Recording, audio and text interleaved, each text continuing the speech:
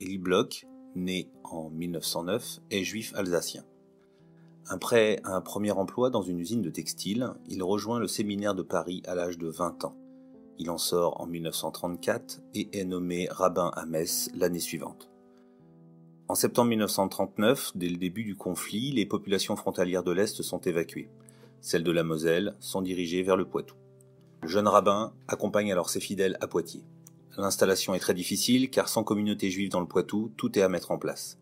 Le 22 juin 1940, alors qu'Élie Bloch a enfin posé des bases rassurantes pour sa communauté, les troupes allemandes pénètrent dans Poitiers. La ligne de démarcation traverse la Vienne. Poitiers est en zone occupée.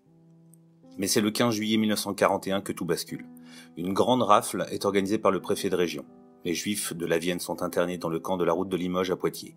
Aussitôt, Élie Bloch adresse au préfet ce courrier véhément qui décrit le dénuement des internés qui cohabitent avec des souris et des rats qui dévorent tout. Il lui demande de prendre des mesures nécessaires afin d'assurer des conditions meilleures à ces internés innocents de toute faute.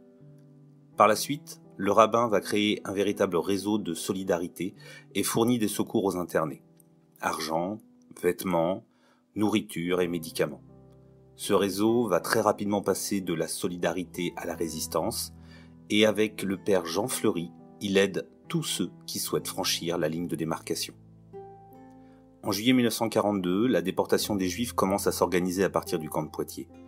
En 2 ans et 12 transferts, plus de 1600 personnes, hommes, femmes et enfants, vont être ainsi déportés. Le 11 février 1943, Élie Bloch est à son tour arrêté. Il est interné au camp de Poitiers. Le 17 décembre, l'ensemble de sa famille est déporté vers Auschwitz, où ils seront tués dès leur arrivée.